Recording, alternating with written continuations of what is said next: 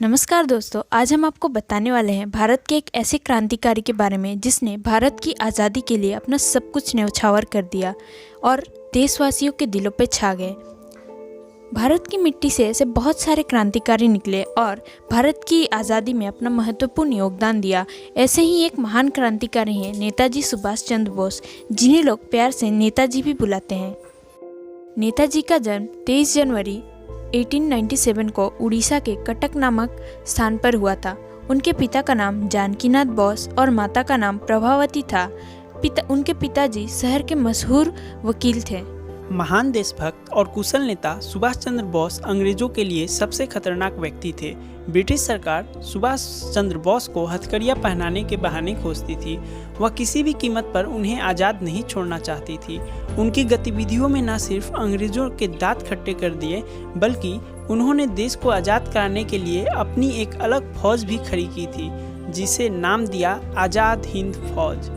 नेताजी ने सशस्त्र क्रांति द्वारा भारत को स्वतंत्र कराने के उद्देश्य से 21 अक्टूबर 1943 को आज़ाद हिंद सरकार की स्थापना की तथा आज़ाद हिंद फौज का गठन किया।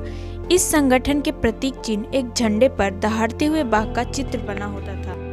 नेताजी का मानना था कि भारत से अंग्रेजी हुकूमत को खत्म करने के लिए सशस्त्र विद्रोह ही एकमात्र रास्ता हो सकता है। अपनी इसी विचारधारा पर वह जीवन भर चलते रहे और उन्होंने एक ऐसी फौज खड़ी की जो दुनिया में किसी भी सेना को टक्कर देने की हिम्मत रखती। वीर सैनिक, राजनीति के अद्भुत खिलाड़ी सुभाष चंद्र बोस ने जन चेतना में आज़ादी की महत्ता को बहुत ही प्रभावशाली तरीके से संप्रेषित किया। क्या युवा, क्या छात्र, क्या महिलाएं, सभी वर्गों में उन्होंने स्वतंत्रता आंदोलन के सक्रिय सहयोग की अनिवार्य चेतना को जगाया। कर्मठ और साहसी व्यक्तित्व वाले नेताजी ने आज़ाद हिंद फौज के नाम अपने अंतिम संदेश में बड़े प्रभावशाली ढंग से यही बात कही थी।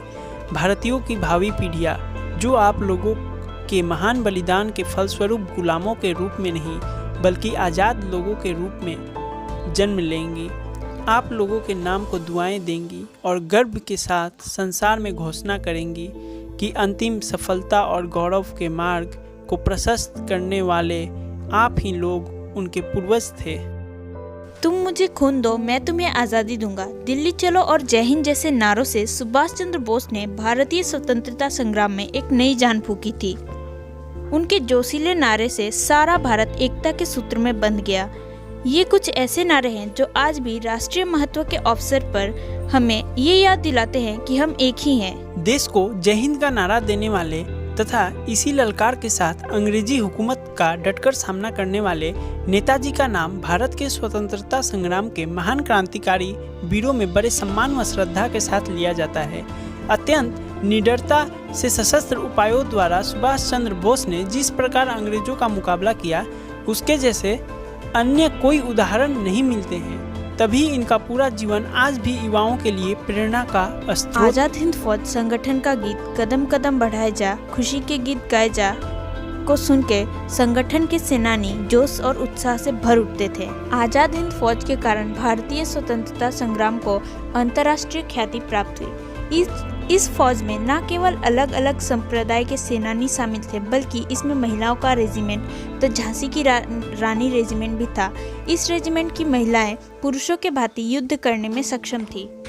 आज़ाद हिंद फौज का गठन कैप्टन मोहन सिंह, रासबिहारी बोस एवं निरंजन सिंह गिल ने मिलकर 1942 में किया था, जिसे बाद में नेताजी ने पुनर्गठित किया और इसमें नई शक्ति का असर किया। काब और चेहरा बदलकर अंग्रेजों को धूल चटाने वाले नेताजी की मौत भी बड़ी रहस्यमयी तरीके से हुई। द्वितीय विश्व युद्ध में जापान की हार के बाद नेताजी को नया रास्ता ढूंढना जरूरी था।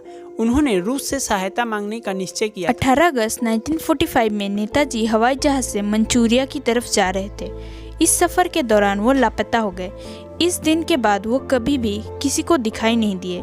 23 अगस्त 1945 को जापान की दोमाई खबर संस्था ने दुनिया को ये खबर दी कि 18 अगस्त के दिन नेताजी का हवाई जहाज क्रैश हो गया और दुर्घटना में बुरी तरह घायल होने के बाद नेताजी ने अस्पताल में अपनी अंतिम सांस ली।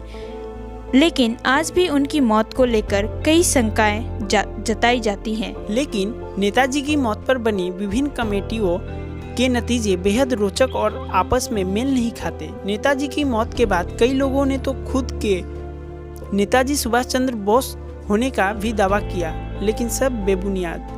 खुद ताइवान सरकार ने भी अपना रिकॉर्ड देखकर खुलासा किया था कि 18 अगस्त 1945 को ताइवान में कोई विमान हादसा हुआ ही नहीं था। कई लोग ये भी मानते हैं कि भारत सरकार ये जानती थी कि नेताजी विमान दुर्घटना में नहीं मरे, लेकिन उन्होंने जनता से यह सच्चाई छुपाई। और इस सच्चाई को छुपाने का एक बहुत बड़ा कारण भी था कि नेताजी सुभाष चंद्र बोस महात्मा गांधी के विरोधी थे और कोई भी कांग्रेसी गांधी के विरोध को पसंद नहीं करता था। 1956 में बनी शाहनवाज कमेटी और 1970 में बने खोसला आयोग ने तो नेताजी सुभाष चंद्र बोस की मौत को विमान दुर्घटना ही बताया, लेकिन 1978 में मोरारजी देसाई ने इन दोनों आयोगों की रिपोर्ट को खारिज कर दिया था।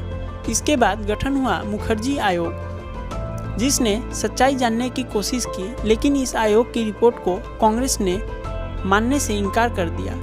आज हालात यह है कि नेताजी सुभाष चंद्र बोस जैसे महानायक की मौत एक रहस्य बनी हुई है। नेताजी सुभाष चंद्र बोस का यूँ तो पूरा जीवन ही रहस्यों से भरा था, जैसे रहस्यमयी तरीकों से अंग्रेजों की जेल से निकलना और रहस्यमयी तरीकों से लड़ाई लड़ना, लेकिन उनकी मौत भी रहस्यमयी हो जाएगी यह किसी ने नहीं जाना। खैर, आज उनकी जयंती पर हम देश के इस महानायक को भावभीनी श्रद्धांजलि देते हैं और आशा करते हैं कि आने वाले समय में नेताजी की मौत के रहस्य से अवश्य पर्दा उठेगा और देश के इस असली हीरो को उसका असली स्थान मिलेगा।